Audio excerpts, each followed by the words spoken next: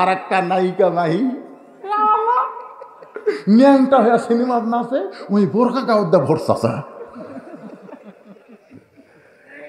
আল্লাহ কোরআনে বলেছেন, আর তোমরা কি ধর্মের নামে মিথ্যাবাদীরা দেখছো? যারা ভোটের আগে বোরকা পরছে, মাথার টুপি দিয়া ভোট চাচ্ছে, বুঝবেন এরা ধর্ম নিয়ে মিথ্যাবাদিত করেছে। তোর কোন কথা ঠিক কথা কর না।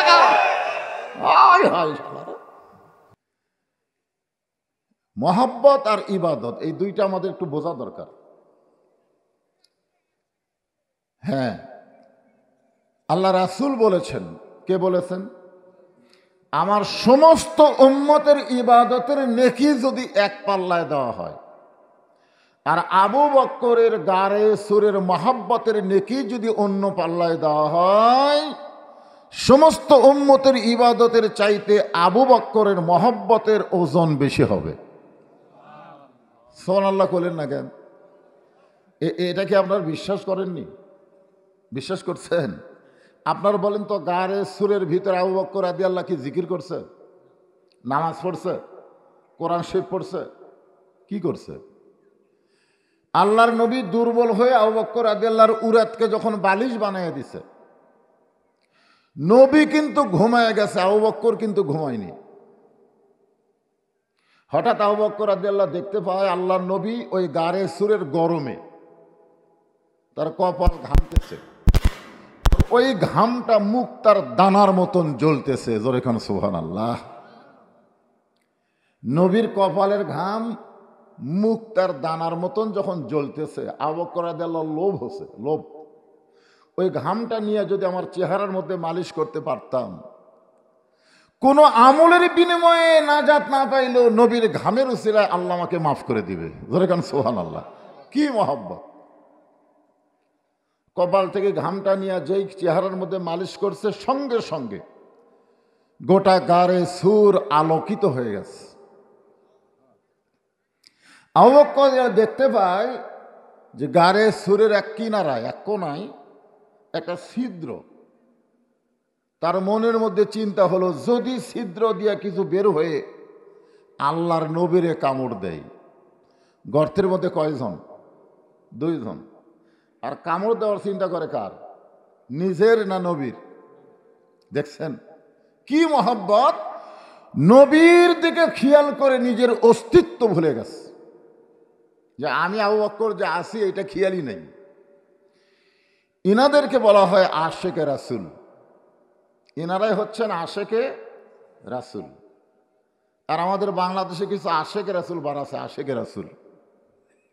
সারা জীবন খোঁজ নেই, রবিউল আউয়াল মাসের চাঁদ উঠলে এদের মহব্বত বেড়ে যায়। এরকম কিছু আছে না? আছে না? নাই? হ্যাঁ, এরা নবীর প্রতি দরুদ পড়ে, নবীরে সালাম করে মসজিদের ভিতরে, নবীর প্রতি দরুদ পড়ে, নবীরে সালাম করে মিলাদের ভিতরে, কিন্তু নবীর সমাজ গড়ার কাজে এদের দ্বন্দ্ব মনে বাজে। আজকে নবীকে নিয়ে যদি আলোচনা করি, তাহলে নবীর জীবনে মার খাওয়া আছে, মার দেওয়া আছে। জোরে কোন কথা ঠিক কিনা? নবী এক সময় মানুষের দরজায় দরজায় গিয়ে কলেমার দাওয়াত দিয়েছেন। আবার নবী এক সময় মদিনার রাষ্ট্রপতি হয়ে 27টা যুদ্ধের সেনাপতিত্ব করেছে। জোরে কোন সুবহানাল্লাহ। আমরা খালি নবীর মার খাওয়ার কথা বললে জনগণ খুশি হয়, যাকে নবী মার খাচ্ছে। কিন্তু নবী যে সেনাপতি হয়ে যুদ্ধ পরিচালনা করেছে, এই ওয়াজগুলো করবার গেলেই কয় হুজুর এখন রাজনীতি করতেছে। মানে মক্কার কথা বলেন কোনো সমস্যা নাই, কিন্তু মদিনার কথা বলতে গেলেই অনেকের কলিজাত আঘাত পায়। জোরে কোন কথা কন না কেন? হ্যাঁ, ওই বাম পাটা ছিদ্রের মুখে দিয়ে দিছে, আর ডান উরাতের উপরে আল্লাহ রাসূল ঘুম পাড়তেছে। আল্লাযী খালাকাল মাউতা ওয়াল হায়াতা লিয়াবলুয়াকুম আইয়ুকুম আহসানু আমালান ওয়া হুয়াল আজিজুল গফুর। আমাদের মৃত্যু এবং হায়াতকে সৃষ্টি করছেন কে? এমনি এমনি করছে? পরীক্ষার জন্যে।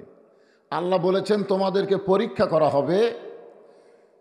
সাবজেক্টটা হচ্ছে আহসানু আমালা, পরীক্ষার বিষয়টা হলো সুন্দর আমল।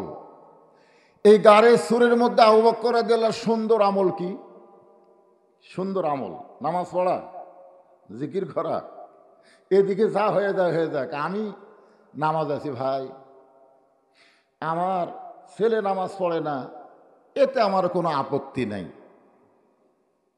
আমি নামাজ পড়ি ভাই, আমার বউ স্টার জলসা দেখুক, আমার কোনো আপত্তি নাই।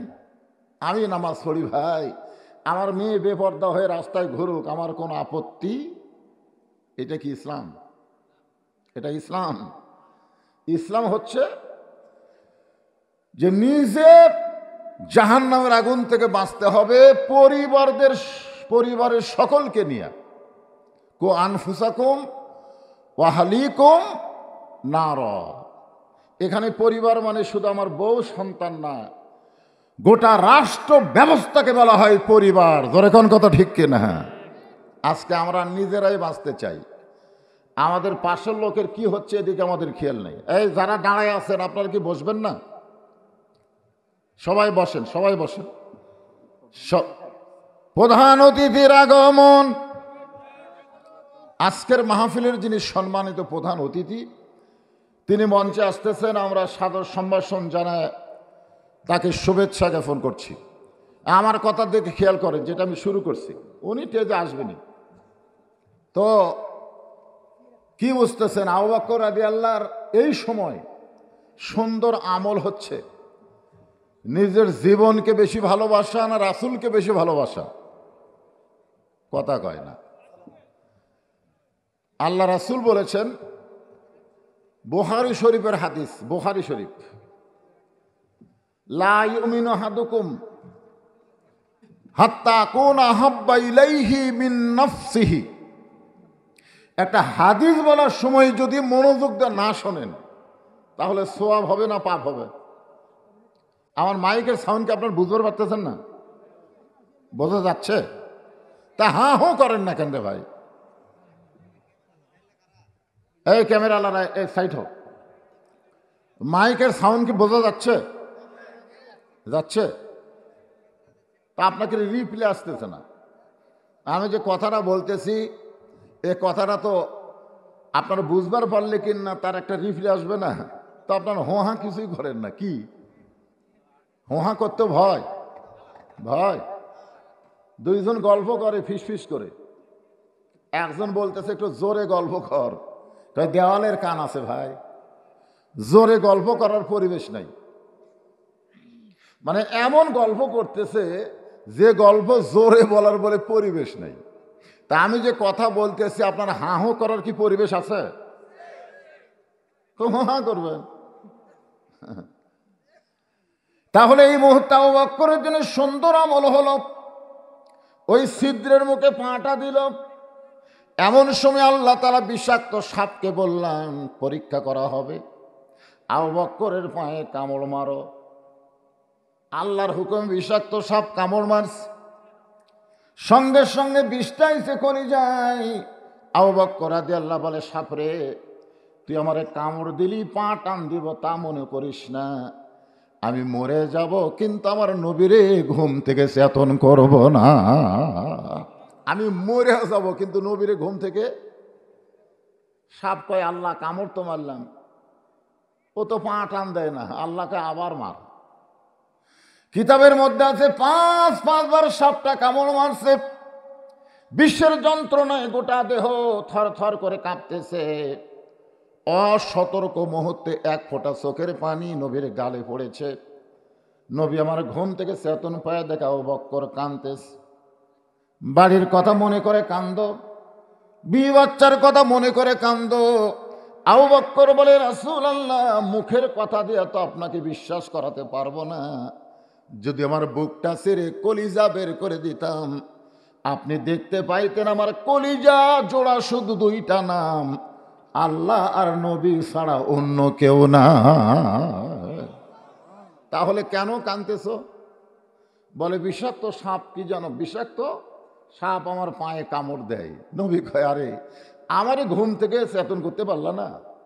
আবু বকর বলে, হুজুর আমার জীবনের চাইতে আপনার ঘুমের দাম অনেক বেশি। আল্লাহ রাসূল খুশি হয়ে আবু বকরের কপালে চুমা দিলেন। নিজের জীবনের চাইতে আমাকে বেশি ভালোবাসো, এর পুরস্কার আমি কি দিব? আল্লাহকে আপনাকে দেওয়া লাগবে না। আপনাকে ভালোবাসার কারণে আমি আল্লাহ তার এই আমলটা এতভাবে কবুল করেছি, সমস্ত উম্মতের নেকির চাইতেও ওজন বেশি। এখন চিন্তা করেন, দরুদ শরীফ পড়াটা হলো নবীর প্রতি মহব্বত। এই রমজান মাসে হাদিসটা রাসূল বলেছেন, রমজান মাসে এই যে এটা কি চাঁদ, আল্লাহুম্মা বারিক লানা ফি রজাবা ওয়া শাবান ওয়া বাল্লিগনা রমাদান। রাসূল 3 বার আমিন আমিন করেছে, আমিন আমিন আমিন। সাহাবেরা কয়, হুজুর আমিন তো আমরা কই যখন আপনি দোয়া করেন, যখন থামেন তখন আমরা আমিন কই, তো আপনি কি দোয়ার উপর আমিন কইলেন? রাসূল বলেন, আমি শুধু 3 বার আমিন কইনি রে, জিবরাইলও 3 বার কইছে। বলে কি কারণ?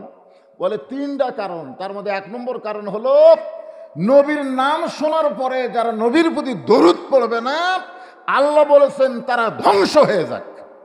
জিবরাইল বলেছেন আমিন, আমি নবী বললাম আমিন। তাহলে নবীর নাম উচ্চারণ হয়ে যারা দরুদ পড়ে না, ধ্বংস চাইছে কে? কথা কয় না, ধ্বংস কে চাইছে? আমি বক্তা চাইছি না আল্লাহ চাইছে? তাহলে মোহাম্মদ রাসূলুল্লাহর নাম বলার সাথে সাথে কি বলা লাগবে? সাল্লাল্লাহু আলাইহি ওয়াসাল্লাম। আজকে গ্রামের নাম কুটি লিখছে রে, হ্যাঁ, লটাগাড়ি পশ্চিম পাড়া কেন্দ্রীয় জামে মসজিদ কমিটি কর্তৃক আয়োজিত তাফসিরুল কোরআন মাহফিল ও ইসালে সফ। আজকের এই মাহফিলে আল্লাহ তাআলা যিনাকে সম্মানিত সভাপতির আসনে কবুল করেছেন, মাওলানা মোহাম্মদ আব্দুর রউফ, এই মসজিদের সম্মানিত খতিব, আমি আমার অন্তরের অন্তঃস্থল থেকে আজকের মাহফিলের সম্মানিত সভাপতিকে শুভেচ্ছা জ্ঞাপন করছি। আজকের এই মাহফিলের সম্মানিত প্রধান অতিথি, গণমানুষের জননেতা, আমার ছোট ভাই, বয়স আমার চাইতে অনেক ছোট হবে, জনাব আলহাজ প্রভাষক সোহরাব হোসেন সান্নু, সম্মানিত উপজেলার চেয়ারম্যান সাহেব। আমি ওয়াজ আলোচনা শুরু করার কিছু পরেই তিনি মঞ্চে এসেছেন। আমি আমার অন্তরের অন্তঃস্থল থেকে আজকের মাহফিলের সম্মানিত প্রধান অতিথিকে শুভেচ্ছা জ্ঞাপন করছি। আজকের এই মাহফিলের সম্মানিত অতিথি জনাব ভিপি সাজিদুর রহমান শাহিন, আপনাদের ইউনিয়ন পরিষদের সম্মানিত চেয়ারম্যান। আজকের এই মাহফিলের বরেণ্য অতিথিবৃন্দ, অধ্যক্ষ আলহাজ মোহাম্মদ আবু জাফর, জনাব ডাক্তার মোহাম্মদ আজিজুল হক, লটাগাড়ি গ্রামের কৃতি সন্তান। এছাড়াও সম্মানিত বিশেষ অতিথি এবং আমন্ত্রিত অতিথিবৃন্দ যিনারা রয়েছেন, সকলকেই অন্তরের অন্তঃস্থল থেকে শুভেচ্ছা জ্ঞাপন করছি। আমার সামনে যারা বসে আছেন, আপনাদের মাঝে মাঝে যে সমস্ত আলেম ওলামা আছে না নাই, এবং মঞ্চ উপবিষ্ট আছেন, মাগরিবের নামাজের পর থেকে রাত্রি 10টা পর্যন্ত কোরআন হাদিসের আলোকে যিনারা গুরুত্বপূর্ণ আলোচনা করে আপনাদের শোনালেন, আলেম ওলামা সহ আজকের মাহফিলের বক্তাগণকে অন্তরের অন্তঃস্থল থেকে আমি শুভেচ্ছা জ্ঞাপন করছি। আজকের এই মাহফিলে আমার সামনে যারা বসে আছেন, আমি তো মনে করছিলাম যে শীত, আর যত বড় প্যান্ডেল করছে, বহুদিন হলে আপনাদের এলাকায় আমার ওয়াজও নাই, যেরকম ঠিক কিনা? হ্যাঁ, অনেক দিন মনে করছিলাম কি জানি হয়, তো প্যান্ডেল তো মাশাআল্লাহ ভরে গেল, পিছনে লোকজন অনেকে দাঁড়িয়েও আছে। আমরা এমন একটা, ও খ্যাড় নাই, খ্যাড়েরও আবার খুব দাম রে বা, খ্যাড় আবার দেয় কে?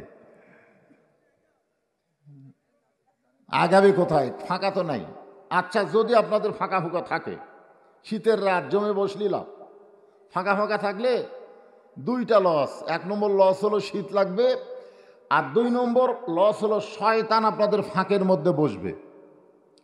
এজন্য যদি চাপা যায় তাহলে আপনারা একটু সামনে চেপে চেপে বসেন। যারা পিছনে দাঁড়িয়ে আছে আমার ভাইয়েরাও বসতে পারেন।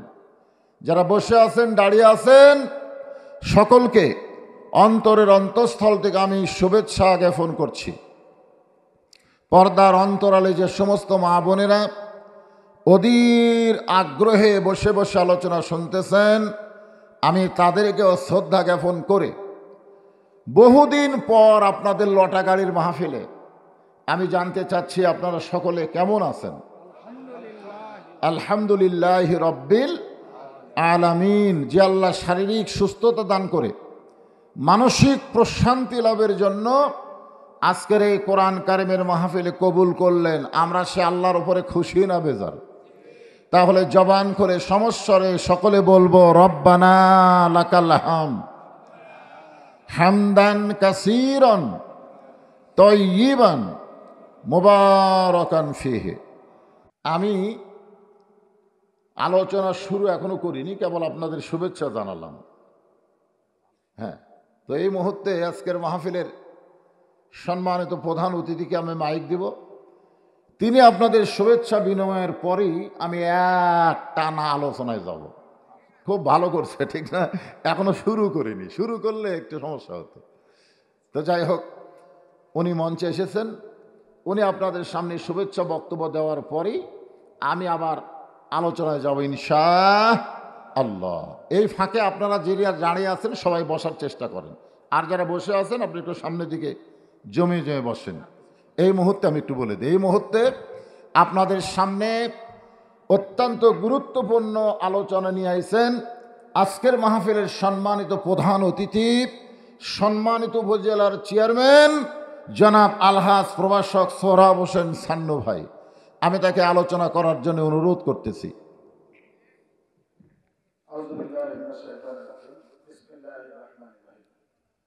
সমস্ত প্রশংসা মহান রব্বুল আলামিনের জন্য, যারা পাক পরওয়ারদিগার এই তীব্র শীতের মধ্যে আপনাকে আমাকে আল্লাহ কোরআন এবং রাসূলের জীবনী শোনার জন্য এখানে একত্রিত হওয়ার সুযোগ দিয়েছেন, সেই মহান রবের শুকরিয়া আদায় করি আলহামদুলিল্লাহ। আলহামদুলিল্লাহ। লক্ষ কোটি দরুদ বর্ষিত হোক বিশ্ব মানবতার মুক্তির দূত ইমামুল আম্বিয়া জনাবে মুহাম্মদুর রাসূলুল্লাহ সাল্লাল্লাহু আলাইহি ওয়াসাল্লাম। আজকের নটাগালি মসজিদ পাড়া জামে মসজিদের ইসলামী জালসার সম্মানিত সভাপতি মার্গেল কথাটাই বোঝা গেছে, ধরে কোন ঠিক কি না। আল্লাহ পাক তুইজ্জু মান তাশা, আবার তার গলায় সম্মানের মালা পরায় দেখ, ধরে কোন আমিন। আজকের এই মাহফিলে উনি নগদে 10,000 টাকা দান করেছেন। আমরা তার বাপ মা আত্মীয় স্বজন যারা কবরে গেছে তাদের রুহের মাগফিরাতে দোয়া করি। এই দান করার উসিলায় তাকে এবং তার আপনজনকে আল্লাহ জান্নাতি কবুল করুক, জোরে কোন আমিন। লা ইলাহা ইল্লাল্লাহ লা ইলাহা, এটার কোনো সাউন্ডই নাই এটার। লা ইলাহা ইল্লাল্লাহ লা ইলাহা লা ইলাহা ইল্লাল্লাহ মুহাম্মাদুর রাসূলুল্লাহ সাল্লাল্লাহু আলাইহি ওয়াসাল্লাম।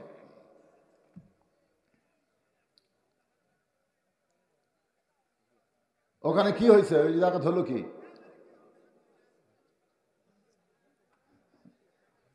আচ্ছা, যান যান যান। কোরআনের মাহফিলে যখন আসবেন যখনই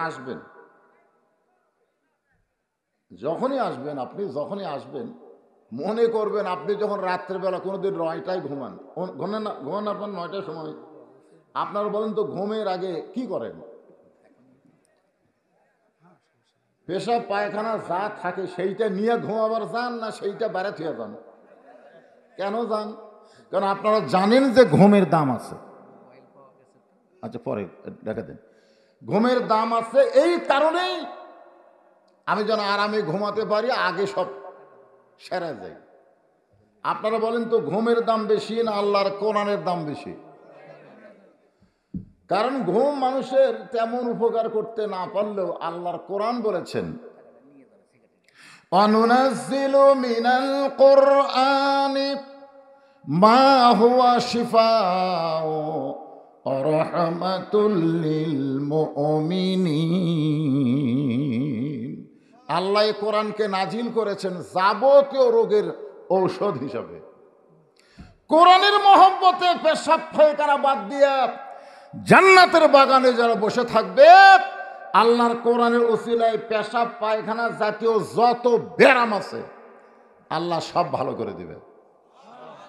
আপনার কি মনে করেন কোরআনের ক্ষমতা আছে না? হ্যাঁ, কি ক্ষমতা? কোরআনের ক্ষমতা কেমন এটা বাংলাদেশের মুসলমান জানে না। বাংলাদেশের মুসলমান জানে, যারা কোরআনের হক কথা বলে তাদেরকে জেলে বন্দি করে রাখে। ধরে কোন ঠিক কিনা? আমাদের বাংলাদেশের মুসলমানেরা জানে বাবা কোরআনের হক কথা যাই বলবি রে তার বাইরে থাকা হবে না, যে কোনো একটা দোষ দিয়া তাকে জেলখানার মধ্যে তুলবেই। ধরে কোন কথা ঠিক কিনা? যেমন মামুনুল হক, কি দোষ? বলিয়া ধরা পড়ছে, সাংবাদিক বলতেছে কাবিন আছে, এটাই দোষ। অথচ শাকিব খান বিয়ে না করায় বাচ্চার জন্ম দিচ্ছে, ওর দোষ নেই। কারণ মামুনুল হকের দোষ হওয়ার পিছনে কারণ হলো কুল জাল হক ওয়া যাহাকাল বাতিল ইন্নাল বাতিলা কানা যাহুকা। কোরআনের পাওয়ার আছে না নাই? কোরআনের কেমন পাওয়ার? ছোট্ট একটা দৃষ্টান্ত দিলে আপনারা বুঝতে পারবেন। অর্ধ পৃথিবীর খলিফা, এ কি হলো? এর কি হলো? খোঁজলে দেখেন, আপনি বিশ্বাস করেন, খোঁজলে দেখেন ওই সিজার করা, খোঁজলে দেখেন। হ্যাঁ, কি পড়তেছে? পানি পড়ছে। ও কেমন জায়গায় বসাছেন?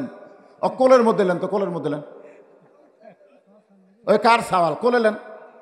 আল্লাহ রাসূল বলেছেন ছোটদেরকে তোমরা স্নেহ করো, বড়দেরকে তোমরা সম্মান করো, আর সমবয়স্ককে তোমরা মহব্বত করো।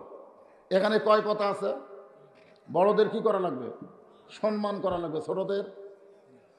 ওমর ফারুক বললেন, এ রাসূলুল্লাহ, আসরের নামাজের প্রথম রাকাতে আপনি প্রথম সেজদায় 3 বার সুবহান রাব্বিল আলা বলে সেজদা থেকে মাথা তুললেন, কিন্তু দ্বিতীয় সেজদায় এত লম্বা দিলেন। আমি ওমর 100 বার সুবহান রাব্বিল আলা বললাম, তারপরও আপনি সেজদা থেকে মাথা তুললেন না, কারণ কি? দ্বিতীয় রাকাত ঠিক আছে, তৃতীয় রাকাতও ঠিক আছে, চতুর্থ রাকাত ঠিক আছে, প্রথম রাকাতের দ্বিতীয় সেজদা এত লম্বা হওয়ার কারণ? আল্লাহ নবী বলেন, ওমর, আমি যখন দ্বিতীয় সেজদায় গেছি এমন সময় হাসান হোসাইন ওরা 2 ভাই আমার পিঠের উপরে চড়ছে। কোন জায়গা চড়ছে? পিঠের উপর চড়ছে। আমি চিন্তা করলাম 3 বার সুবহানাল্লাহ আলা বলার পরে ওদেরকে পিঠ থেকে আমি নামাবো, এই মনে করে হাত যখন পিঠের উপরে দিছি, এমন সময় নামাজের মালিক আল্লাহ বলতেছে, হাবিব, আমার ভয়ে ওদেরকে পিঠ থেকে নামাবেন না। আপনি যেমন ভালোবাসেন ছোট বাচ্চাদের, আমি আল্লাহ তেমন ভালোবাসি। জোরে কোন সুবহানাল্লাহ। তাহলে এদেরকে ভালোবাসার দরকার আছে না নাই? ভালোবাসা দিতে দিতে আবার অতিরিক্ত দিয়েন না। এখন এমন হয়েছে 6 বছরের বাচ্চার হাতে মোবাইল দিছে, এরকম নাই? কয় আমার ছেলে মোবাইল ছাড়া খায় না হুজুর। মানে এত বেশি ভালোবাসা হয়ে গেছে। আপনি জানেন মোবাইল যে দেখতেছে আলো, ওর চোখের পাওয়ার আস্তে আস্তে কি করতেছে? খাইয়া ফেলে দিচ্ছে। ভালোবাসা বেশি হয়ে গেছে। একটু মনোযোগ দিয়ে শুনবেন, আল্লাহর কোরআনের ক্ষমতা আছে না নাই? কিন্তু বাংলাদেশের মানুষ এইটা দেখেনি, যা দেখছে উল্টে, সিধা না উল্টে। অর্ধ পৃথিবীর খলিফা হযরত ওমর মসজিদের মেম্বরে বসে নিজের গালে নিজে চড় মারতেছেন, নিজের গালে নিজেই মারতেছেন। কেউ মারবার পারবে? অর্ধ পৃথিবীর খলিফা, উপজেলার চেয়ারম্যান, বাংলাদেশের মতন 96টা দেশের রাষ্ট্রপতি, সুবহানাল্লাহ দেখেন, বাংলাদেশের মতন কয়টা? এই জন্য বলা হয় অর্ধ পৃথিবী। ডান হাতে ডান গালে চড় মারে, বাম হাতে বাম গালে চড় মারে। এমন সময় ওসমান গনি মসজিদ নববীর মধ্যে ঢুকে বলে, আমির আল মুমিনিন, আপনি কি পাগল হয়ে গেলেন? নিজের গালে নিজে চড় মারতেছেন। ওমর ফারুক চোখের পানি বের করে বলতেছেন, মিন শাররিল ওয়াসওয়াসিল খান্নাস। চোখের পানি বের করে কাঁদতেছে আর বলতেছে, মিন শাররিল ওয়াসওয়াসিল খান্নাস, আমার ভিতরে শয়তান আমাকে ধোঁকা দিছে। আপনারা কি মনে করেন খালি বেড়া শয়তান আছে না ভিতরেও আছে? ভিতরে যে শয়তান আছে এরই পাওয়ার বেশি। বেড়া শয়তান ইবলিসের পাওয়ার খুব একটা নাই। ইবলিস বহু চেষ্টা করছে মসজিদের মধ্যে ঢুকতে দিবে না, বহু চেষ্টা করছে, এরপরেও আল্লাহর বান্দা মসজিদের মধ্যে ঢুকছে। তখন ইবলিস দরজার দাঁড়িয়ে কান্দে, হায় রে এত চেষ্টা করলাম, তারপরে মসজিদের মধ্যে ঢুকলো। তখন ভিতরে শয়তান বলে, কান্দেন না, কান্দেন না, ও মসজিদের মধ্যে ঢুকলে কি হবে, আমি ওকে নামাজের মধ্যে ঢুকতে দেব না। আজকে বাংলাদেশের শতকরা ৯৯% মুসল্লি মসজিদের মধ্যে ঢোকে, কিন্তু নামাজের মধ্যে ঢুকতে পারে না। জোরে কোন কথা ঠিক কিনা? হাদিস আছে বিস্তারিত, হুজুরি কলব ব্যতীত। হাদিস আছে বিস্তারিত, হুজুরি কলব ব্যতীত করছিন কালেও নামাজ তোর হবে না। তবে কেন গাও জোয়ারি, মানুষকে দেখাও নামাজ পড়ি, ও তোমার সিদ্ধ বীজে সুফসল ফলে না। আজও কেন আল্লাহর নামাজ ধরতে পারলা না? আল্লাহ কয় নামাজের জোরে ফায়সাকা যাবে দূরে, পাক কোরআনে রয়াছে ঘোষণা। এখন আকাম কোকাম নামাজ রোজা একসাথে বান্দিয়া বোঝা, জাহান্নামে দিয়া সরওয়ানা। আজও কেন আল্লাহর নামাজ ধরতে পারলা না? আমাদের ভিতরে শয়তানের নাম কি? খান্নাস। নামটা খেয়াল, তোর নাম কি? পড়েন, সূরা নাস পড়েন, তাহলেই পাবেন। কুল আউযু বিরাব্বিন নাস, মালিকিন নাস, ইলাহিন নাস, মিন শাররিল ওয়াসওয়াসিল খান্নাস। শাররিল, শাররি মানে কি? এই ভিতর বুকের ভিতরে যে শয়তানের নাম হলো খান্নাস। ওমর ফারুক বলে, ওসমান, খান্নাস আমারে ধোকা দিয়ে বলতেছে তুমি অর্ধ পৃথিবীর খলিফা। তো ওসমান বলতেছে, ঠিকই তো তাই, আপনি তো অর্ধ পৃথিবীর খলিফা। ওমর বলে, ওসমান, বর্তমানে অর্ধ পৃথিবীর খলিফা বর্তমান। আমার অতীতের খবর কি, আমার ভবিষ্যতের খবর কি? বর্তমানে যারা ক্ষমতা আছে মনে করতে যে কি হনু রে। আপনারা বলেন তো, অতীত ভবিষ্যৎ আছে না নাই? আমরা কিন্তু বর্তমান পায়া অতীত ভুলে যাই, আমার ভবিষ্যতের চিন্তা করি না। আমি অতীতে কি ছিলাম, আমার কথাই বলতেছি। অতীতে আমি রাস্তার দাঁড়িয়ে থাকতাম, কোনো টুপিওয়ালা দাড়িওয়ালা মানুষ গেলে আমি তার হাত ধরে বলতাম, ভাই আপনাকে গ্রামে মাহফিল হবে না? তবে হবে তো, আমি কিন্তু বক্তা ভাই, আমার দাওয়াত দেবেন। তখন কয়, না ভাই কোনোদিন ওয়াজ শুনিনি, না শুনে কেমনে দেই। আমি কই, কেবারে দাওয়াত না দিলে আমি ওয়াজ করবো কোন জায়গা? না দিবি না। তখন আমি 10 টাকা 20 টাকা ঘুষ দিই। যখন ওয়াজের কথা উঠবে তখন আমার নামটা কবি, 10 টাকা ধর। এটা হলো আমার অতীত। আমার বর্তমান হলো এত চাপের চোটে আমার মোবাইল বন্ধ 24 ঘন্টায়। দাওয়াত দিবার গেলে আমি 3 তলা থেকে সিসি ক্যামেরাতে দেখি, আর আমার পিএসএ সেক্রেটারি বলি, যেভাবে হোক চা নাস্তা করে বিদায় করে দাও, আমার 1 বছরের কোনো তারিখ ফাঁকা নেই। এটা হলো আমার বর্তমান। আর আমার ভবিষ্যৎ হলো আমার মসজিদের খাটনি, আমার বাড়ির আঙ্গিনায় আসবে রঙিন কাপড় খসায়া, আমার সাদার কাপড়ের কাপড়ে মোড়ায়া চকলেটের মতন করে আমাকে কবরের মধ্যে রেখে আসবে। তোর কোন কথা ঠিক কিনা? বর্তমানে কি হলু রে? আজকে বাংলাদেশে যারা গাদ্দারি করতেছে, যারা ক্ষমতার অপব্যবহার করতেছে, তারা ভবিষ্যতের চিন্তা করতেছে না। ধরে কোন কথা ঠিক কি না? ভবিষ্যৎ আছে না নাই? অতীত। ওমর ফারুক বলে, ওসমান, অতীত আমি খালার বাড়িতে রাখালি করতাম।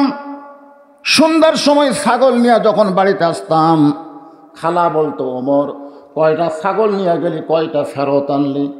আমি ছাগল গুনে দিকে 3-4টা কম পড়ে গেছে। আমি আবার দৌড় দিতাম, ওই ছাগলগুলো খুঁজে খুঁজে যখন এনে খালারে জমা দিতাম, খালা আমার মাথার চুল ধরে বলতো, ওমর, যেই ভুল আজকে করেছো এই ভুল যদি আগামীকাল করো, তোমার রাখালির চাকরি ক্যান্সেল করে দিব। আমি তখন খালার পা ধরে বলতাম, খালা, আমার রাখালির চাকরি ক্যান্সেল করে দিলে আমি থাকবো কোথায়, খাবো কি? একদিন ওমর রাখালির চাকরি রক্ষা করার জন্য খালার পা ধরে কেঁদেছে। আজকে সেই ওমরকে আল্লাহ অর্ধ পৃথিবীর খলিফা বানাইছে। এটা উমরের যোগ্যতাই নয়, এটা কেবল মাত্র আল্লাহর কোরআনের পাওয়ার। আপনার বলেন, এই কোরআনের পাওয়ার আছে না নাই? কথা কন না কেন? আজকে সেই কোরআন আমাদের বাংলাদেশে তাফসির হয়, কোরআনের ওয়াজ হয়, কিন্তু বাস্তবে আল্লাহর বান্দারা কোরআনকে মানে না। আপনাকে চাইতো আবু জেহেল ভালো শ্রোতা ছিল, জানেন? আপনার তো বসার জায়গা পাচ্ছেন, আবু জেহেল বসারও চান্স পায়নি। সারা রাত দাঁড়িয়ে দাঁড়িয়ে কোরআন তেলাওয়াত শুনছে। আর সকালবেলা এসে মিটিংয়ে বলছে, এত সুন্দর কোরআনের বাণী, রাতটা কোন দিক দিয়ে গেল আমি বুঝবারই পারিনি। সুবহানাল্লাহ হবেন না? কি বলেছে? খারাপ। এত সুন্দর কোরআনের বাণী, রাতটা কোন দিক দিয়ে গেল আমি বুঝবারই পারিনি। তা আবু সুফিয়ান বলতেছে, নেতা, যেই কোরআন শুনতে এত ভালো লাগে, রাত কোন দিক দিয়ে যায় বোঝা যায় না, সেই কোরআন ধরলে অসুবিধা কি? শুনলি যদি এত মজা হয়, তাহলে ধরলে একটা হলো শোনা, আর একটা কি, এটা কি করা লাগবে? এরকম ধরে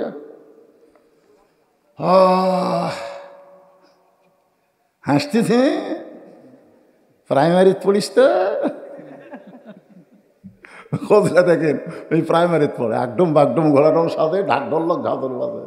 এই কোরআন ধরবারে গেলে কি ঠেলা, আমার মাথায় সাত যায় দেখো, ঠেলা কাজ হয়।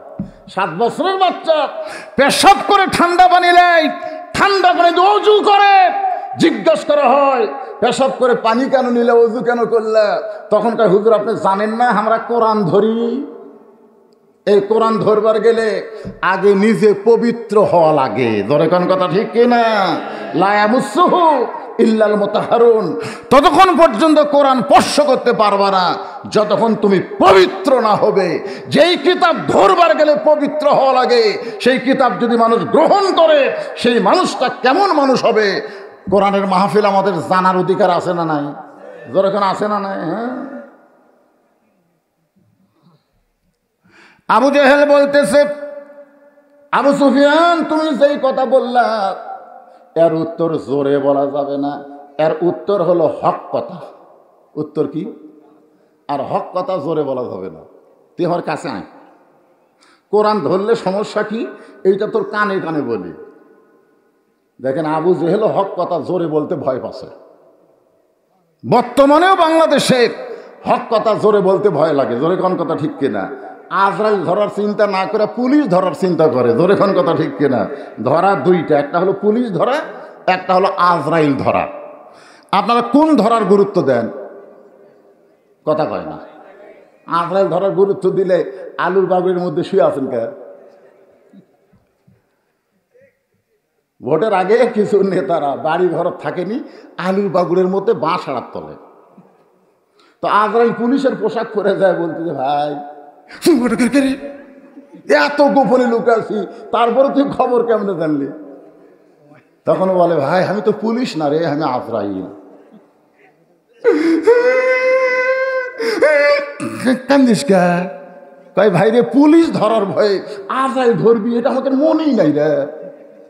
মানে পুলিশ ধরার চিন্তা, আজরাইল যে ধরবি, এটা বাংলাদেশের অনেক লোকের মনেই নাই। ধরে কোন কথা ঠিক না? আপনারা বলেন তো কোন ধরা আসল? কথা কয় না। আল্লাহ বলেছেন আজরাইল ধরার আগে কি করা লাগবে? ইয়া আইয়ুহাল্লাযীনা আমানু তাকুল্লাহা হাক্কা তুকাতিহি ওয়া লা তামুতুন্না ইল্লা ওয়া আনতুম মুসলিমুন।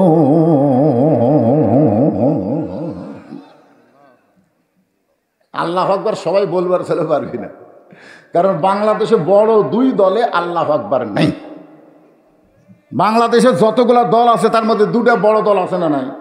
কথা কন, আছে না নাই? আপনারা বলেন তো, এই দুই দলের মধ্যে কোনোদিন আল্লাহু আকবার স্লোগান শুনছেন? আপনার মনে হয় ওই দুই দলের। তাছাড়া আল্লাহু আকবার ফেস্টা ফেস্টা করে লিল্লাহি তাকবীর। না দেন না দেন, আমার অসুবিধা নেই, আমি অ্যাঙ্গেলে মার দিয়ে দিছি। এখন কোন দলের মধ্যে থাকবেন?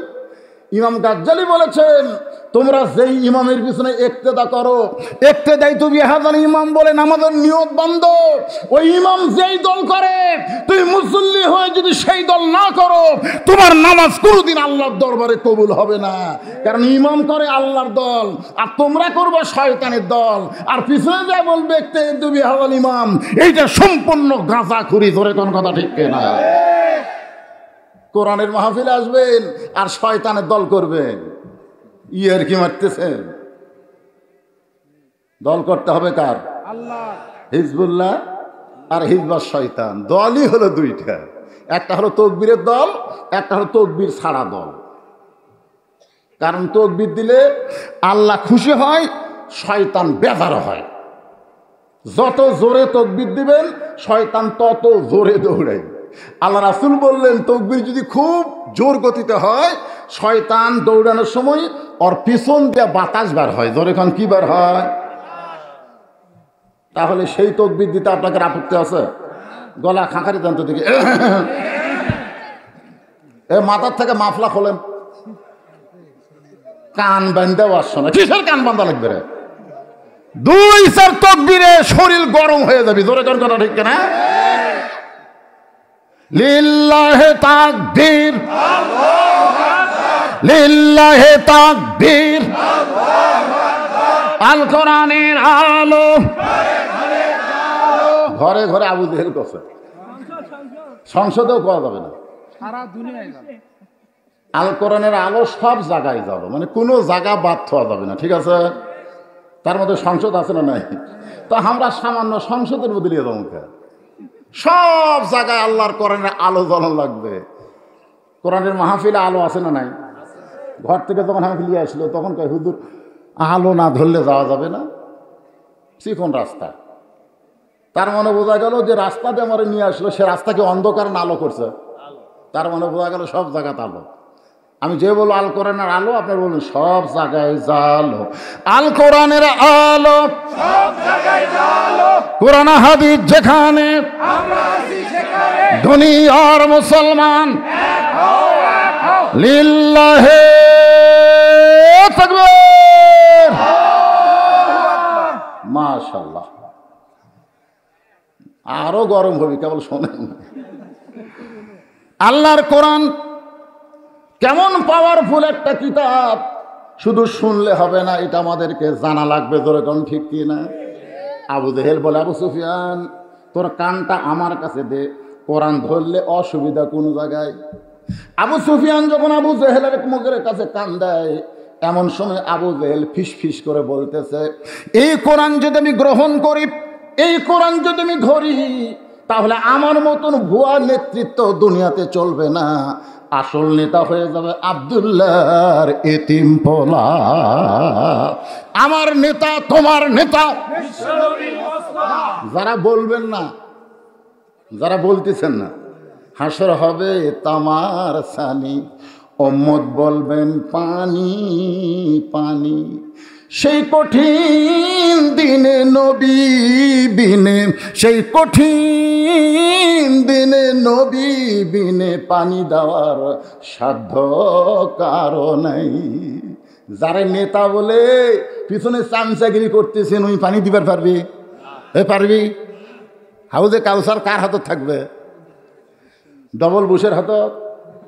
বাইডেনের হাতত, পুতিনের হাতত, কার হাতত? তো সেই নবীরে বিশ্ব নেতার আসন দিতে আপত্তি কার কার? হাত তুলুন তো দেখি।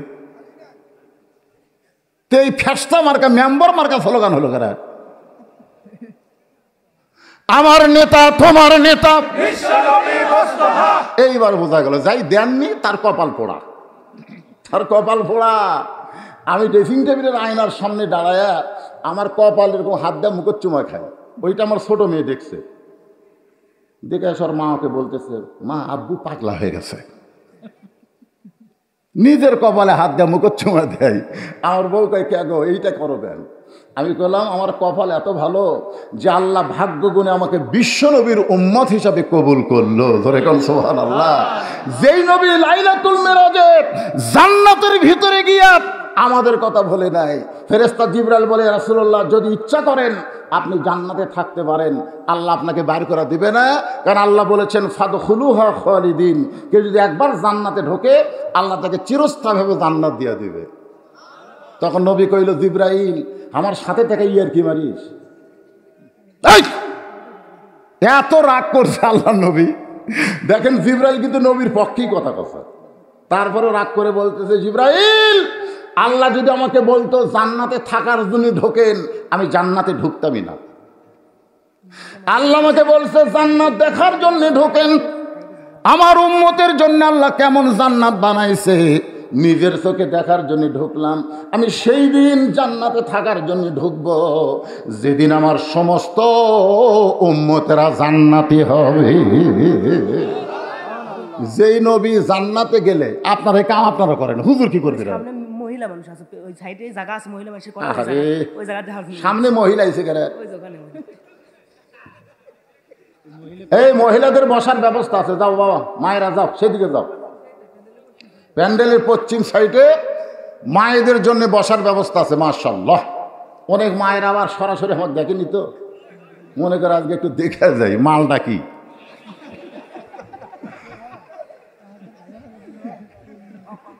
একটু মনোযোগ দিয়ে কথাগুলো শুনবেন। কি বুঝলেন? যেই নেতা জান্নাতে গিয়ে আমাদের কথা বলে না, আর বর্তমানের নেতারা সংসদে গিয়ে আমাদের কথা মনে থাকে না। তোরে কোন ঠিক কিনা? জান্নাতে গিয়ে যেই নেতা আমাদের কথা ভুললো না, আমরা সেই নেতার পক্ষে আছি না নাই? হ্যাঁ, যারা দেননি তারা বুঝবেন ঠেলা। এখন আসেন, ওমর ফারুক আল্লাহর কোরআন সম্পর্কে বললেন, ওসমান যে উমর একদিন খালার বাড়িতে রাখালি করত, আজকে সেই উমর অর্ধ পৃথিবীর খলিফা হয়েছে। এটা উমরের যোগ্যতাই নয়, এটা কেবলমাত্র আল্লাহর কোরআনের ওসিলা। এখন আপনারা বলেন, যেই কোরআনের ওসিলায় সন্ত্রাসী, উমরের মতন সন্ত্রাসী কোনো মানুষ ছিল? যে মানুষটা সরাসরি ন্যাঙ্গা তরবারি, খোলা তরবারি হাতে নিয়ে নবীকে হত্যা করার জন্য বার হয়েছে, আর সেই মানুষটা এত ভালো মানুষ হয়ে গেল। এটা কোনো পাওয়ার না, একটাই মাত্র পাওয়ার। সেই পাওয়ারের নাম কি? আরো জোরে। আজকে বাংলাদেশের মুসলমান আল্লাহর কোরআনের পাওয়ার কেমন এটা একটু নিজের চোখে দেখার দরকার আছে না নাই? আমরা গানের মধ্যে বলি, সেদিন ষোড়শী নির্জন পথে যাবে, কোনো জন কটু কথা কবে না, পথে আর প্রান্তরে সম্পদের মোহে পড়ে খুন আর রাহাজানি হবে না। সবাই বলেন, যদি মেনে চলি কোরআন। নামটা কোন বারে সব আছে। যদি মেনে চলি কোরআন আর রাসূলের বিধান, সকলেই শান্তিতে থাকবে, বাংলার আকাশে কলেমার পতাকা যেদিন দুলবে। আল্লাহর কোরআনকে দেখার জন্য হযরত ওমর ছদ্মবেশে মদিনার অলি গলি ঘুরতেছেন। হঠাৎ হযরত ওমর দেখতে পায় দুই পাহাড়ের মাঝখানে একটা গিরিপথ। জোরে বলেন কি পথ? গিরিপথ মানে সরু পথ। দুই দিকে বিশাল দুইটা পাহাড়, আর মাঝখানে একটা রাস্তাকে বলা হয় গিরিপথ। দুর্গম গিরি, কান্তার মরু, কাজী নজরুল ইসলাম একটা কবিতা লিখছে, সেই গিরিপথের মধ্য দিয়ে একটা সুন্দরী মেয়ে ধীর গতিতে হেঁটে হেঁটে চলতেছে। ওমর ফারুক মেয়েটার দিকে তাকালেন, এরপরে আল্লাহর শুকরিয়া আদায় করলেন। আপনার হয়তো বলবেন, হুজুর একটা সুন্দরী মেয়ে যখন রাস্তা দেওয়া যায় সেই মেয়ের দিকে তাকানোর পরে আল্লাহর প্রশংসা করা লাগবে, এইটা কেমন ওয়াজ আপনি শুনলেন? ওমর ফারুক যে মেয়েটার দিকে তাকাইছে ওই মেয়েটা চেহারায় সুন্দরী কেমন এইটা ওমর ফারুক দেখতে পারে নাই। ওমর ফারুক দেখে ওই মেয়েটার আপাদ মস্তক আল্লাহর কোরআনের আইন চালু আছে। আল্লাহ কোরআনে বলেছেন, অকারনা ফি বুয়ুতিকুন্না ওয়ালা তাবাররাজনা তাবাররুজাল জাহিলিয়াতিল উলা।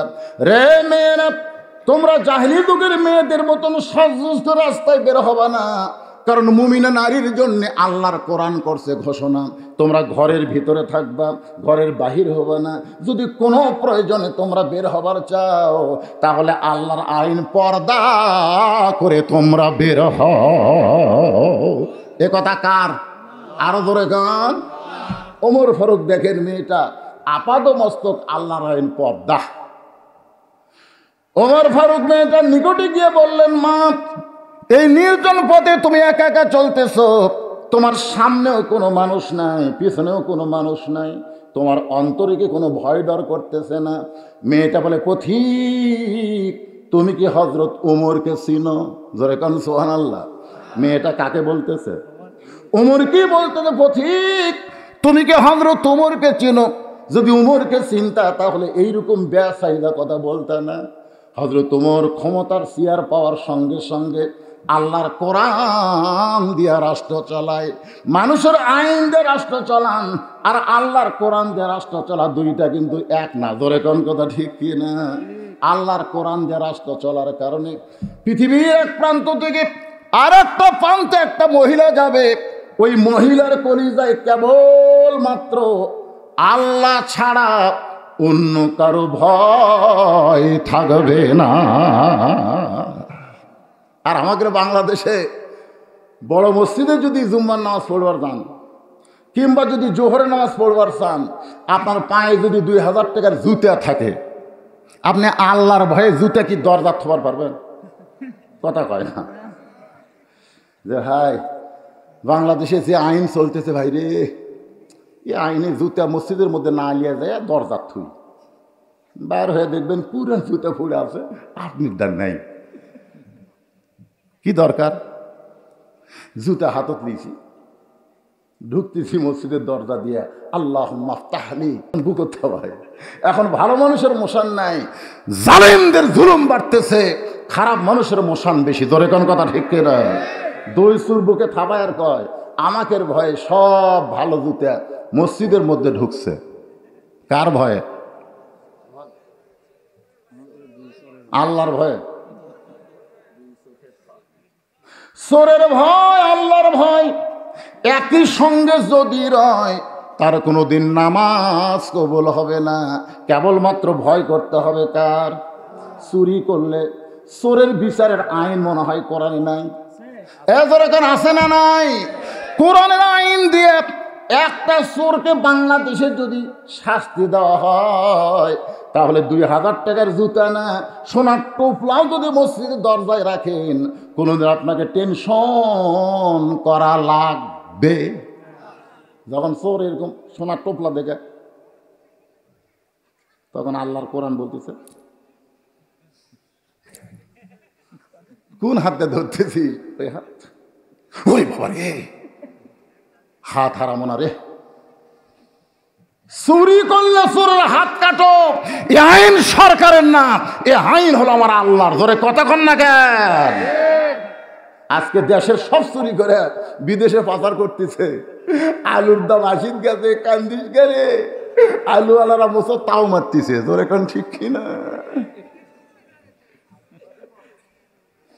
আমি বলতেছি ভাই, তোমাকে যখন আলু উঠবি তখন দাম আবার 30 হয়ে যাবি, তখন আর তাও থাকবি না। তোর এখন কথা ঠিক কিনা? হায় হায় রে, সকালবেলা একদম, বিকাল আর একদম। একটু মনোযোগ দিয়ে শুনবেন। ওমর ফারুক মেয়েটাকে বলতেছে, মা তুমি যে ধীর গতিতে চলতেছো, তোমার চলন দেখে আমার মনে হয় তোমার ভিতরে কোনো দুঃখ লুকে আছে। মেয়েটা বলে, পথিক রে, আসলেই আমি একজন দুঃখী নারী। আজকে 6 দিন হলে হযরত উমরকে খুঁজতেছি। কয়দিন? যদি হযরত উমরকে আমি খুঁজে পাই তাহলে আমার দুঃখের কথা হযরত উমরকে একটু বলবার চাই। ওমর ফারুক বলতেছে, মা তুমি কি পাগলি নাকি? উমর হলো অর্ধ পৃথিবীর খলিফা, সেই উমরকে তুমি 2 পাহাড়ের মাঝখানে খুঁজতেছ। আমার মনে হয় উমরকে যদি পাওয়ার চাও তাহলে বঙ্গভবনে যাও, উমরকে যদি পাওয়ার চাও তাহলে রাষ্ট্রীয় ভবনে যাও, উমরকে যদি পাওয়ার চাও তাহলে সংসদ ভবনে যাও। মেয়েটা বলে, পথিক রে, তুমি জানো না আল্লাহর কোরআন দিয়ে যখন রাষ্ট্র চলবে তখন নেতা খোঁজা লাগবে না, নেতারাই দুঃখী মানুষকে খুঁজে বেড়াবে। লিল্লাহ তাকবীর। আল্লাহর কোরআন দিয়ে যখন রাষ্ট্র চলবে তখন নেতা খোঁজা লাগবে, নেতারাই খুঁজবে। যেরকম আমাকে এলাকাত খোঁজা শুরু হয়েছিল, এমপি প্রার্থী ড্রাইভারকে বলতেছে গাড়ি থামা, তো ড্রাইভার বলে স্যার কেউ তো নেই, বলে যে আসতেছে দেখা পাইস না, তো ওটা না ফকির, ভোটের আগে থামা। যে গাড়ি থামাইছে এখন স্যার গাড়ির থেকে না সালাম দেয়, আসসালামু আলাইকুম চাচা, কেমন আছেন, শরীরের খবর কি? ফকির খেলে স্যার দিকে তাকায়, চাচা কি দেখেন? বলে দেখতেছি বাবা, তুমি কাকে সালাম দিলে? আপনার দিলাম। এই পাগলা, আমি ভিক্ষা করে খাই। এমপি বলতেছে ভোটের আগে আপনিও যা আমিও তাই। মানুষের তৈরি করা আইন যখন চলবে তখন নেতারা খালি ভোটের আগে খোঁজ নিবে, এখন আর ভোটই দেওয়া লাগে না, আর সামনে খোঁজ নেওয়াও লাগবে না। ধরে কোন কথা ঠিক কথা কর না কেন? কি মনে করতেছেন? আল্লাহর কোরআন দিয়ে যখন রাষ্ট্র চলবে তখন নেতা খোঁজা লাগবে না, নেতারাই দুঃখী মানুষকে খুঁজে বেড়াবে। আল্লাহর কোরআনটা যখন বাংলাদেশ চলবে তখন ধনী মানুষের দরজায় যাওয়া লাগবে না, বরং ধনীরাই গরিবদের দরজায় ঘুরবে। টাকার ব্যাগ লে দেবে, ধনীরা গরিবের দরজা যা বলতেছে, ভাই আমার শতকরা 2.5 টাকা তোর রে, আমি যে 100 মণ আলু পাচ্ছি ভাই, তার মধ্যে তুরে 2.5 মণ আলু রে। এ ভাই, আমার শতকরা 2.5 টাকা না নিলে আমার জাহান্নামে যাওয়া লাগবে ভাই। আমার 5 লাখ টাকা ভাই রে, 10,000 টাকা তোকে দিয়ে বেড়াচ্ছি ভাইলে। গরিব মাফ কর, মাফ কর, তোর জাকাতে টাকা কে নিবি রে, যা। গরিব ঠাস করে দরজা বন্ধ করে দিয়েছে। ধনী বলতে আল্লাহ আমাকে গরিব করো, কারণ দরজা খুলে বসে থাকবো আমার ঘোরা লাগবে না। 7 দিন ধরে ঘুরিয়েছে ভাই, 1 ব্যাগ টাকা কেউ নেয়নি। যেখানে আল্লাহর আইন কাক কয়, মনের দুঃখে মরুভূমির দিকে রওনা দিয়েছে, যা দেখে গাছের তলায় একজন বস্তা মাথার দিয়ে ঘুম পাড়তেছে। বেয়াগলা ভাবতেছে যা গরিব পাচ্ছি রে, খুশি হয়ে সালাম দিচ্ছে, আসসালামু আলাইকুম। বস্তাওয়ালা এখন আলহামদুলিল্লাহ। বেয়াগলা কয়, ভাই তোরে সালাম দিলাম, তুই ওয়ালাইকুম না বলে আলহামদুলিল্লাহ কেন? বলে 1 বস্তা টাকা 15 দিন ঘুরতেছি, একটা গরিব পাওয়ার আশায়, তো পাই আল্লাহ শুকর আদায় করছি। বলে আমি ঘুরি 7 দিন, তুই ঘুরিস 15 দিন, তাহলে গরিব গেল কোন জায়গায়? আল্লাহর পক্ষ থেকে বলা হচ্ছে, যখন সুদ ভিত্তিক অর্থনীতিকে কবর দিয়ে যাকাত ভিত্তিক অর্থনীতি চলবে, ওই এলাকার জন্য আল্লাহ রহমত বরকতের দরজা খুলে যাবে। অনুবীক্ষণ যন্ত্র দিয়ে খুঁজলেও তোমরা আর গরিব পাবা না। ধরে কেন সুবহানাল্লাহ। সুদের 1 টাকা খাবেন? আল্লাহ রাসূল এই কথা বলার আগে 3 বার মুখ চাপে ধরতেন, 3 বার। যে সুদের 1 টাকা খায়, আবার যে সুদের 1 টাকা খায়, সাহাবেরা বলল হুজুর যে সুদের 1 টাকা খায় মুখ চাপে ধরেন কেন? রাসূল বলে এত বড় পাপ আমার বলতে লজ্জা লাগে। সাহাবেরা বলে হুজুর আপনি তো আর কোনো কথা নিজের থেকে বলেন না, মা ইয়ান্তিকু আনিল হাওয়া ইন হুয়া ইল্লা ওয়াহুই ইউহা, আপনি যা বলেন কে বলায়? আল্লাহ রসুল বলেন তাহলে শোনো, যে সুদের 1 টাকা খায় নিজের মায়ের সাথে, গর্ভধারিণী মায়ের সাথে 36 বার, কোন কিতাবে লিখছে 42 বার জিনা করার গুনাহ হয়। একটা পাগলাকেও যদি বলেন তোর মায়ের সাথে বিয়ে দেবো, রাজি হবে? এ কথা কর না কেন, রাজি হবে? তো তুই সুদের একটা খেয়ে যে 42 বার মায়ের সাথে কাম করতেছ, এ কারা কারা সুদ খান হাত তোলেন তো দেখি।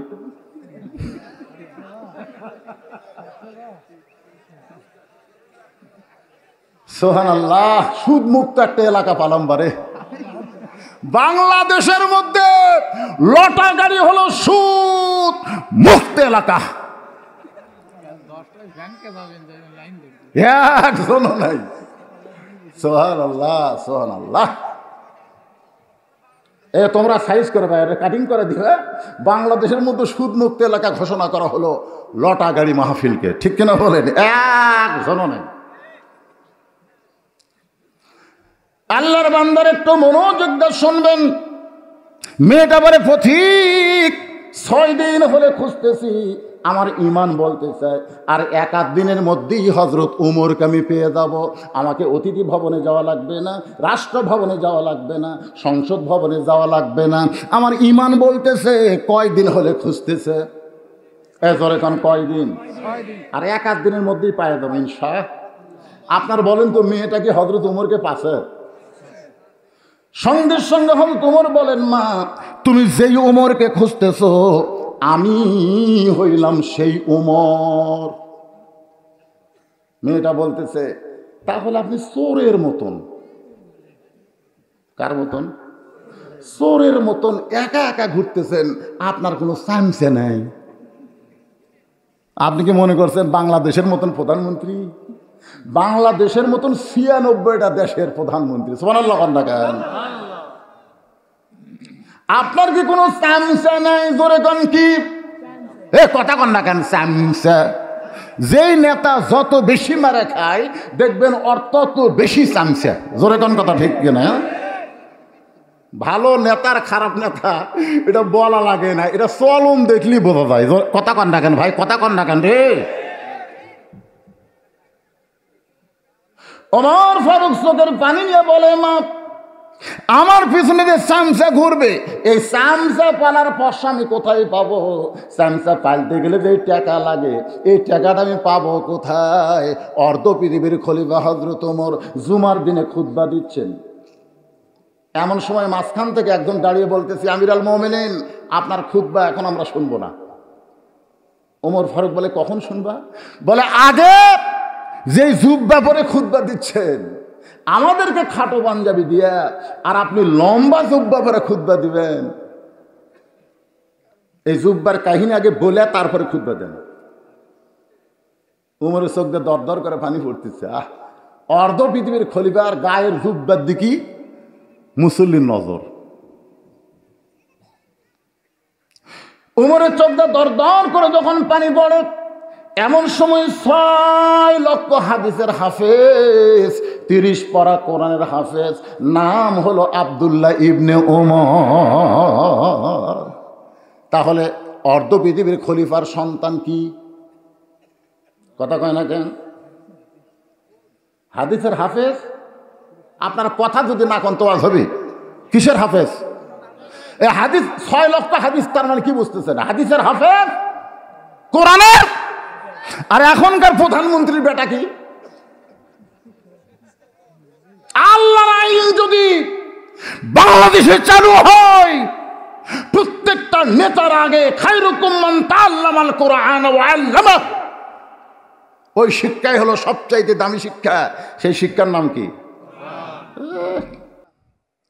আমরা যে কলেমার জিকির করলাম, এই জিকির যদি মনে মনেও করেন সমস্যা নাই, কারণ জিকিরের মালিক হচ্ছে আল্লাহ। জিকিরের মালিককে আমাদের মনের খবর কে জানে? কিন্তু আমরা যে মুহাম্মদ রাসূলুল্লাহ বলার পরে দরুদ পড়লাম, এই দরুদের মালিক কিন্তু আল্লাহ না। দরুদের মালিক হচ্ছে মুহাম্মাদুর রাসূলুল্লাহ, যিনি আমাদের মনের খবর জানেন না। একমাত্র আল্লাহ ছাড়া আমাদের মনের খবর কেউ জানে? আমাদের নবী জানে নাকি? যদি জানতো তাহলে নবীরে তো মুনাফিকেরা ধোঁকা দিবার পারত না। উম্মাহাতুল মুমিনিন মা আয়েশাকে নিয়ে আল্লাহর নবীকে মুনাফিকেরা ধোঁকা দিয়েছিল। জোরে কান ঠিক কিনা? বুখারী শরীফে ইফকের ঘটনা আছে। আল্লাহ রাসূল মনের খবর জানে না, আমরা যে দরুদ পড়তেছি এটাও রাসূল বুঝবার পারবে না। এখানে একদল ফেরেশতা আছে, এই ফেরেশতার কাজই হলো আমরা যখন দরুদ পড়ব, ওরাও আবার মনের খবর জানে না। ফেরেশতারা কি মনের খবর জানে? আমরা যখন দরুদ জোরে পাঠ করব ফেরেশতারা শুনবে, আর শোনার পরে এই ফেরেশতারা আমাদের দরুদগুলো রাসূলের রওজা মোবারকে পৌঁছায় দিয়ে বলবে, ইয়া রাসূলুল্লাহ, লটা গাড়ির মাহফিলে আপনার পাগল উম্মতেরা এত বছর পর, কত বছর, প্রায় 1450 বছর পরে আপনার নাম উচ্চারণ করার সঙ্গে সঙ্গে আপনার প্রতি দরুদ শরীফ পেশ করেছে, সেই দরুদগুলো আমরা জমা দিয়ে গেলাম। তাহলে কি আস্তে বলা লাগবে না একটু জোরে বলা লাগবে? হ্যাঁ, সুবহানাল্লাহ আস্তে বললে সমস্যা নেই, কিন্তু দরুদ শরীফটা জোরে বলা লাগবে।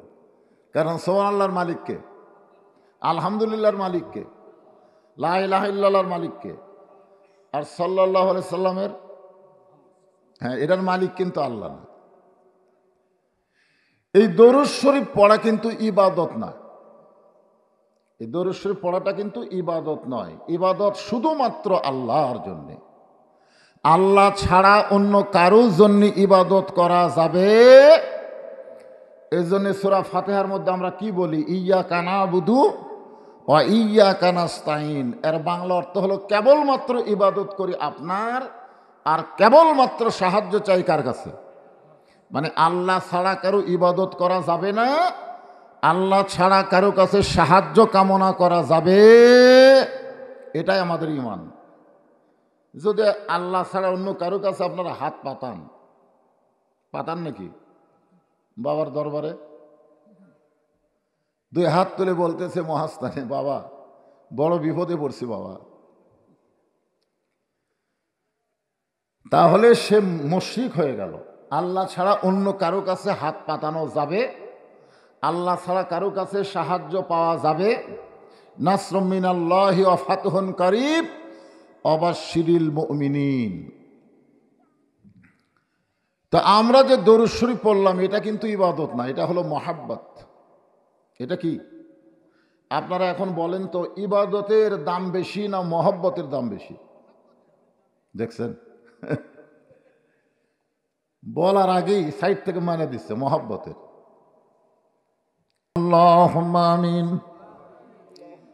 জান্নাতের বাগান থেকে জান্নাতি মানুষদেরকে নিয়ে আমি গুনাহগার তোমার রহমতের দরজায় দুখানা হাত তুলেছি আল্লাহ। হাসরের ময়দানে জাব্বার কাহার নামে রূপ নিয়া তুমি যখন বিচার শুরু করবে,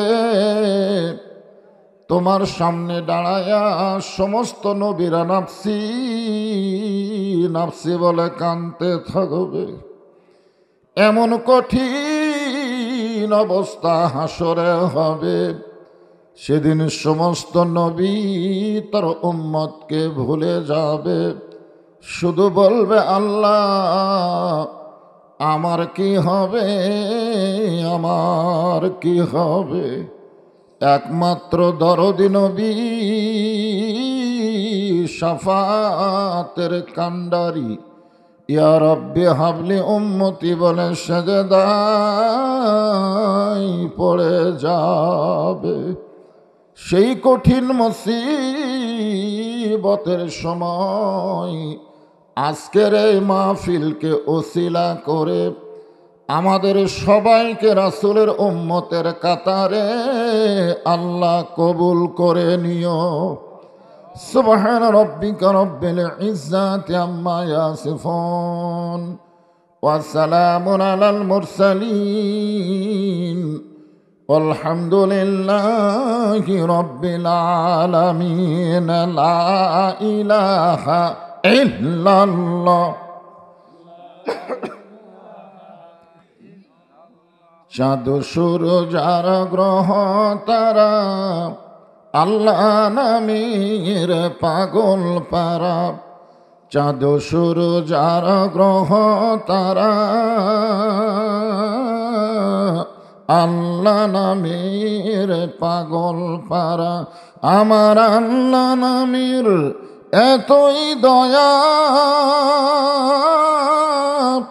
আল্লাহ নামের এতই মায়া, লুকিয়ে রাখছেন হে আল্লাহ জোরে লা ইলাহা ইল্লাল্লাহ। সবাই মহব্বতে লা ইলাহা ইল্লাল্লাহ। পাহাড় পর্বত নদ নদী এ নাম গাহে নিরবধি, পাহাড় পর্বত নদ নদী এ নাম গাহে নিরবধি, আমার আল্লাহ নামের এতই মধু, আল্লাহ নামের এতই জাদু, লুকিয়ে রাখছেন হে আল্লাহ জোরে লা ইলাহা, লা ইলাহা ইল্লাল্লাহু, লা ইলাহা ইল্লাল্লাহু, লা ইলাহা ইল্লাল্লাহ, লা ইলাহা ইল্লাল্লাহ, লা ইলাহা ইল্লাল্লাহু মুহাম্মাদুর রাসূলুল্লাহ।